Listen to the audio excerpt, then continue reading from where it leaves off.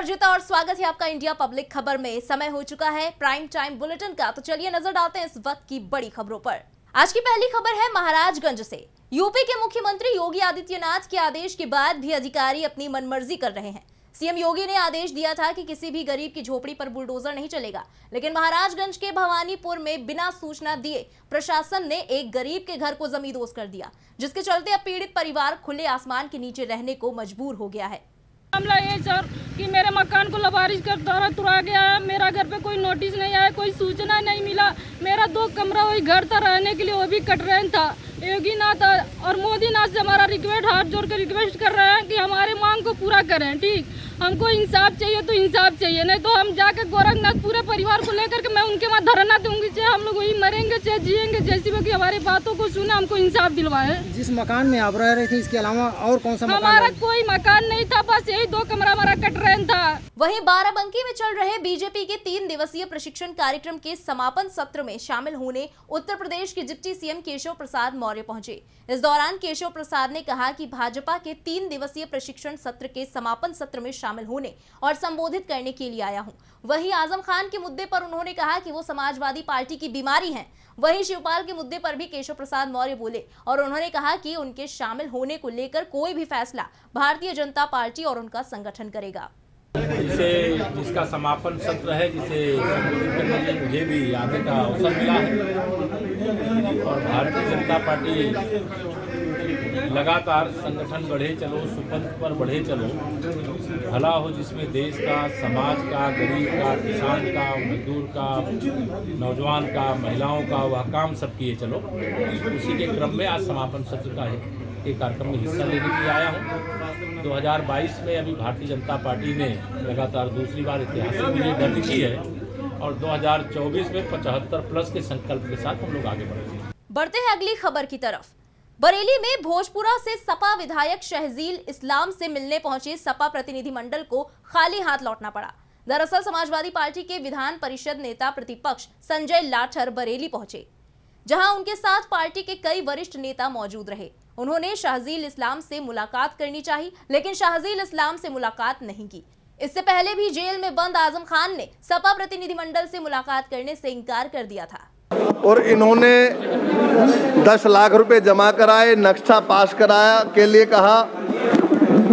उसके बावजूद नक्शा पास नहीं हुआ, बगैर नोटिस दिए, क्योंकि 5000 नोटिस हैं। बीडीए ने अभी तक 5000 नोटिस दे रखे हैं, लेकिन तोड़ा किसी का नहीं। यहाँ भी क्योंकि स्थायी निर्माण नहीं था, इसलिए जो तोड़ा है सील किया जा सकता था। ये अनाधिकृत तरीके से तोड़ा गया है। जो दूसरे पेट्रोल पंप चल रहे हो, किसके संरक्षण में चल रहे हैं, उसकी जांच कराओ। जो अधिकारी जिम्मेवार है जो तोड़ने के लिए और दूसरों को चलाने के लिए, उसके खिलाफ कार्रवाई करके मुझे बताएं।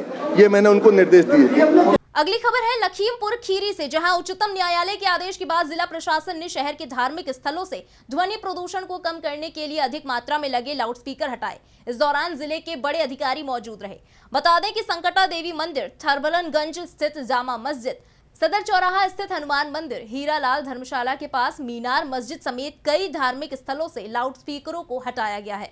माननीय उच्चतम न्यायालय एवं शासन के निर्देशों के क्रम में सभी धर्म स्थलों से जो ध्वनि विस्तारक यंत्र हैं, इनकी ध्वनि को कम कराया जा रहा है एवं जिन धर्म स्थलों में अधिक मात्रा में लाउडस्पीकर लगे हैं, वहाँ से लाउडस्पीकर हटाने की कार्रवाई की जा रही है।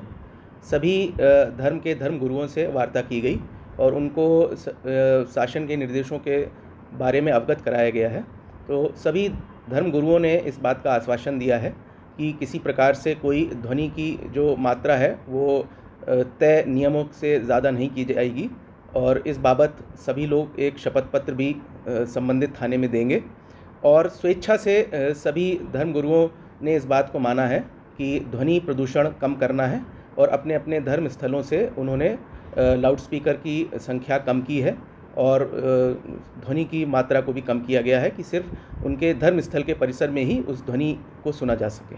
रुख करते हैं अगली खबर की तरफ। अंबेडकर नगर में सदर डीएम और सदर सीओ की मौजूदगी में धार्मिक स्थलों में ज्यादा मात्रा में लगे लाउडस्पीकरों को हटाया गया। वहीं ये निर्देश दिया गया कि लाउडस्पीकर की आवाज बाहर ज्यादा तेज आने पर कार्रवाई की जाएगी। इस दौरान भारी संख्या में पुलिस बल मौजूद रहा।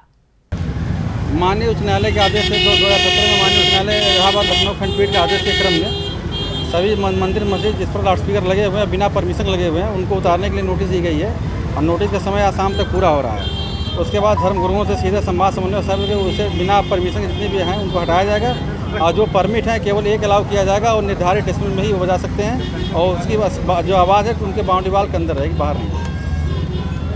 बलरामपुर में ध्वनि प्रदूषण को देखते हुए और कोर्ट के आदेश पर दोनों समुदाय के लोगों द्वारा मंदिरों और मस्जिदों से लाउडस्पीकर उतारे गए। शक्तिपीठ देवीपाटन मंदिर तुलसीपुर के महंत मिथिलेश नाथ योगी और गोविंद बाग बलरामपुर मस्जिद के धर्मगुरु उस्मान ने लाउडस्पीकर उतारने की जनता से अपील की। वहीं कन्नौज में भी धार्मिक स्थलों से तेज आवाज वाले लाउडस्पीकरों को उतारने की कवायद शुरू हो गई है। 40 धार्मिक स्थलों से तेज आवाज करने वाले लाउडस्पीकर उतरवाए गए। एसपी प्रशांत वर्मा ने निर्देश पर 400 लाउडस्पीकरों की आवाज कम कराई। बताया गया कि जिले भर में ये अभियान चलाया जा रहा है। जनपद कन्नौज में जो मानक से अधिक और मानक से तीव्र आवाज में जो लाउडस्पीकर लगाए गए थे उन सबको हटाने की कार्रवाई जारी है। इस क्रम में हमने लगभग 50 लाउडस्पीकर अवैध रूप से ज़्यादा लगा दिए गए थे, उनको उतरवाया गया एवं लगभग 400 लाउडस्पीकर जो तीव्रता का मानक का उल्लंघन कर उसे तेज बज रहे थे उनकी आवाज़ कम करवाई गई है।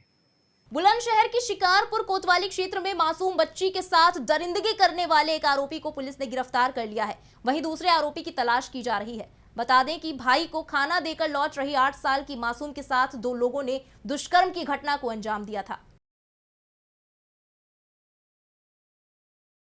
बरेली के थाना फतेहगंज पश्चिमी कस्बा के कुख्यात स्मैक तस्कर हिस्ट्री शीटर उस्मान के खिलाफ पुलिस ने कार्रवाई की है। ढोल नगाड़े बजाकर स्मैक तस्कर उस्मान और उसके परिवार की संपत्ति जब्त की गई है। बता दें कि आरोपी तस्कर उस्मान ने पूरे भारत में स्मैक की तस्करी कर करोड़ों की संपत्ति अर्जित की थी। अब प्रशासन ने उस पर कार्रवाई शुरू कर दी है, जिसके तहत करीब 16 करोड़ की संपत्ति जब्त की गई है।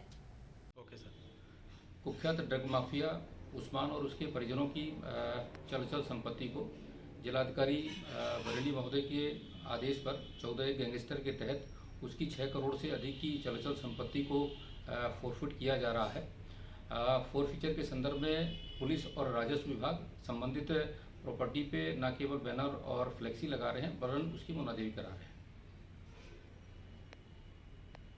पीलीभीत के पूरनपुर क्षेत्र के गांव शेरपुर कला में प्रशासन ने गैंगस्टर पर बड़ी कार्रवाई की है। उप जिलाधिकारी पुलिस क्षेत्राधिकारी कोतवाल सहित भारी संख्या में पुलिस बल की मौजूदगी में 1 करोड़ 33 लाख की संपत्ति कुर्क की गई है।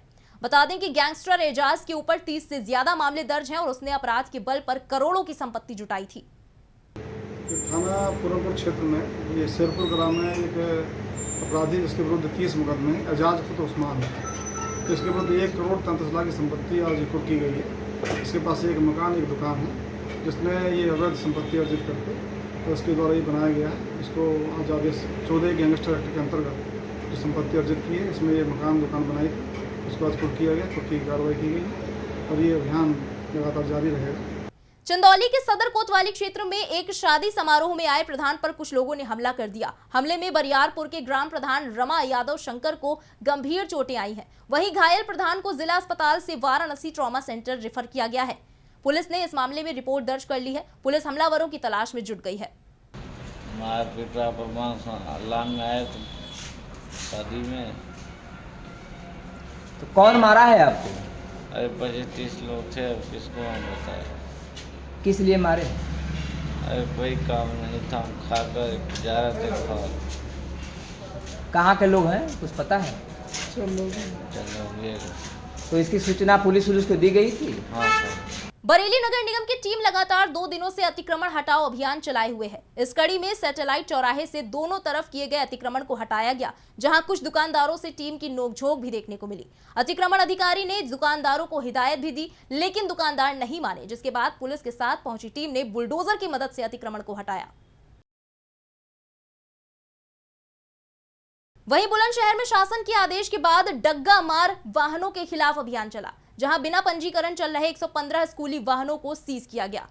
एआरटीओ प्रवर्तन और एएसपी शशांक सिंह ने भूड़ चौराहे पर अभियान चलाकर कार्रवाई की है। अभी जो गाजियाबाद में हादसा हुआ है उसके बाद से माननीय मुख्यमंत्री जी के द्वारा आदेश दिया गया है कि जो भी वाहन स्कूलों में बिना फिटनेस के चल रहे हैं उनके खिलाफ सख्त कार्रवाई की जाए। उसी के अनुपालन में दिनांक 22 तारीख से लगातार स्कूल वाहनों के खिलाफ कार्रवाई चल रही है। एक दिन इसी कार्रवाई के तहत हम लोगों ने बुलंदशहर जनपद की जो स्कूल बसेस हैं उनके खिलाफ कार्रवाई की थी। उसमें 4 बसें हमने बंद की थी और 4 ही बसों के चालान किए गए थे। उसके नेक्स्ट डे हम लोगों ने सिकंदराबाद तहसील में कार्रवाई की थी। सिकंदराबाद तहसील में भी 4 वाहन सीज किए गए थे और 2 वाहनों के चालान किए गए थे।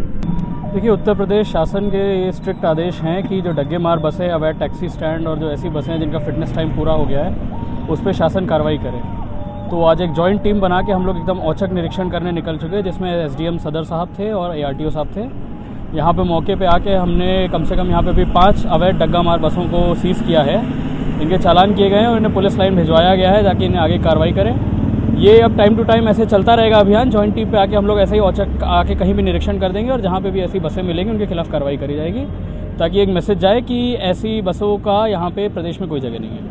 वहीं मेरठ के मवाना में एक केमिकल फैक्ट्री में भीषण आग लग गई। देखते ही देखते आग ने भीषण रूप ले लिया। मौके पर पहुंची फायर ब्रिगेड की गाड़ियों को जब सफलता नहीं मिली तो हापुड़ से भी दमकल की गाड़ियों को बुलाया गया, जिसके बाद आग पर काबू पाया जा सका। हादसे के वक्त दर्जन भर मजदूर काम कर रहे थे। फिलहाल आग से किसी तरह के जान का नुकसान नहीं हुआ है। आग लगने की वजह शॉर्ट सर्किट बताई जा रही है।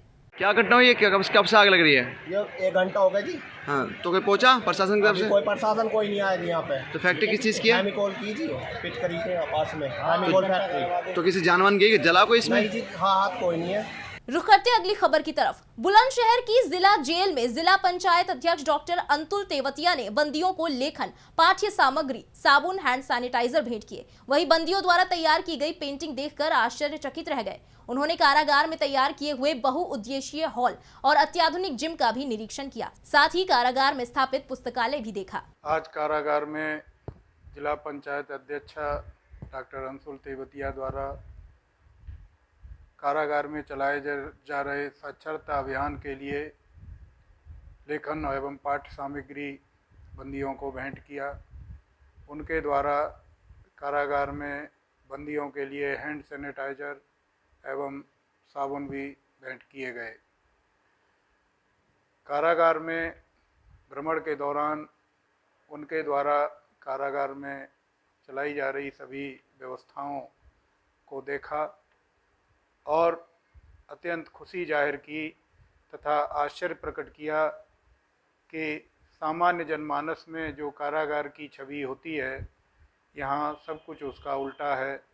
और उनके द्वारा कारागार में चलाए जा रहे विभिन्न प्रकार के कौशल विकास, शैक्षणिक कार्यक्रम, योगा, सांस्कृतिक कार्यक्रम, खेलकूद एवं अन्य साफ सफाई की व्यवस्था देखकर बहुत खुशी जाहिर की और बहुत धन्यवाद ज्ञापित किया। इसी के साथ इस प्राइम टाइम बुलेटिन में बस इतना ही। देश दुनिया की अन्य तमाम बड़ी खबरों और लेटेस्ट अपडेट्स के लिए सब्सक्राइब करें इंडिया पब्लिक खबर के YouTube चैनल को और बेल आइकन दबाएं ताकि चैनल से जुड़ी लेटेस्ट अपडेट से आप चूक ना जाएं।